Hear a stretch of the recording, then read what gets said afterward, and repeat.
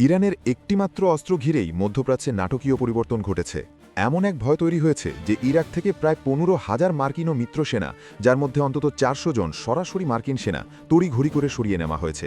প্রশ্ন উঠছে, এমন কি অস্ত্র দেখালো তেহরান যার আপডেটেড সংস্করণ পেন্টাগনকে এতটাই আতঙ্কিত করে তুলেছে যে ট্রাম্প প্রশাসন নিজেদের অন্যতম কৌশলগত ঘাঁটি এক প্রকার রাতারাতি খালি করে ফেলতে বাধ্য হল?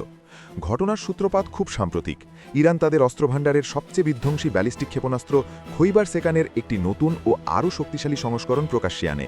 এই ঘোষণার পরপরই ওয়াশিংটনে যেন সতর্কতার ঘণ্টা বেজে ওঠে।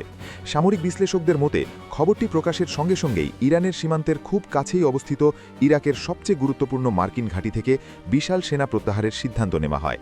অবিশ্বাস্য দ্রুততায় সেই প্রক্রিয়া সম্পূর্ণ হয়, যা আন্তর্জাতিক গোয়েন্দা মহলে ব্যাপক আলোচনার জন্ম দিয়েছে। পশ্চিমা গোয়েন্দা সূত্রগুলো জানাচ্ছে, আশঙ্কার মূল কারণ ছিল প্রতিশোধের ভয়।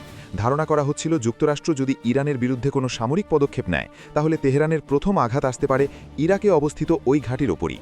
ইরানের পাল্টা জবাব যে কতটা ভয়াবহ হতে পারে তার নজির আগেই বিশ্ব দেখেছে। ২০২৫ সালের জুনে ইরান ইসরায়েল সংঘাতের এক গুরুত্বপূর্ণ পর্যায়ে প্রথমবারের মতো আইআরজিসি তাদের তৃতীয় ও চতুর্থ প্রজন্মের খৈবার সেকান হাইপারসনিক ক্ষেপণাস্ত্র ব্যবহার করে। সেই হামলার ফল ছিল চরম ধ্বংসাত্মক।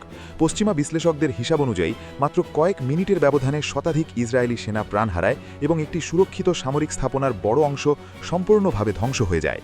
সেই অভিজ্ঞতাই আজ নতুন করে আতঙ্কের কারণ হয়ে দাঁড়িয়েছে, কারণ খৈবার সেকান এখন আরও উন্নত। সর্বশেষ সংস্করণটি চতুর্থ প্রজন্মে পৌঁছেছে বলে দাবি ইরানের। এর পাল্লা প্রায় ২০০০ কিলোমিটার, বহন করতে পারে প্রায় ১৮০০ কেজি ওজনের ওয়ারহেড, আর গতি ম্যাক 16, অর্থাৎ শব্দের গতির ১৬ গুণ।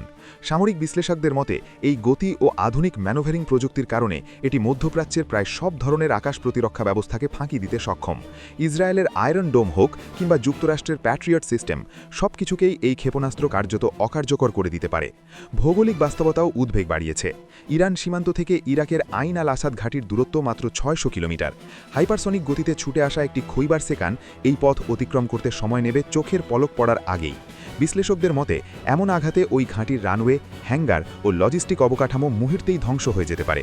এই ঝুঁকির কথাই মাথায় রেখে ট্রাম্প প্রশাসন কোনো ধরনের জুয়া খেলতে রাজি হয়নি। দ্রুত সিদ্ধান্ত নিয়ে আইন আল আসাদ ঘাঁটি সম্পূর্ণ খালি করার নির্দেশ দেওয়া হয়। পশ্চিমা গণমাধ্যমে আলোচনা চলছে, পেন্টাগন তাদের সেনাদের নিশ্চিত মৃত্যুর মুখে ফেলতে চায়নি বলেই এই পদক্ষেপ। ফলাফল হিসেবে ইরাকের পশ্চিম আনোয়ার প্রদেশে অবস্থিত ঐতিহাসিক এই বিমান ঘাঁটি এখন পুরোপুরি ইরাকি বাহিনীর নিয়ন্ত্রণে। ইরাকের প্রতিরক্ষা মন্ত্রণালয় আনুষ্ঠানিকভাবে জানিয়েছে, যুক্তরাষ্ট্রের নেতৃত্বাধীন বাহিনী ঘাঁটিটি ছেড়ে চলে গেছে। যে ঘাঁটি একসময় মার্কিন সামরিক প্রভাবের প্রতীক ছিল এবং ২০২০ সালে ইরানের ক্ষেপণাস্ত্রের লক্ষ্যবস্তু ছিল, আজ সেখানে আর কোনো মার্কিন উপস্থিতি নেই। বিশ্লেষকদের মতে এটি কেবল একটি ঘাঁটি খালি করার ঘটনা নয়, এটি মধ্যপ্রাচ্যে যুক্তরাষ্ট্রের অবস্থান বদলের একটি বড় ইঙ্গিত। ইরানের সামরিক প্রযুক্তির সামনে কি তবে আমেরিকার আধিপত্য প্রশ্নের মুখে পড়ছে? ইরাক থেকে এই পিছুহাঁটা কি ভবিষ্যতের আরও বড় পরিবর্তনের আভাস দিচ্ছে? এর উত্তর দেবে সময়ই। তবে এক বিষয় স্পষ্ট, এই ভয়ের প্রতিধ্বনি ইতোমধ্যেই ওয়াশিংটন পর্যন্ত পৌঁছে গেছে। এ বিষয়ে আপনার মতামত কি? কমেন্টে জানাতে ভুলবেন না। এমন গুরুত্বপূর্ণ ও আপডেট খবর পেতে আমাদের চ্যানেলটি সাবস্ক্রাইব করুন, ভিডিওটি লাইক দিন এবং শেয়ার করে আমাদের পাশেই থাকুন। ধন্যবাদ।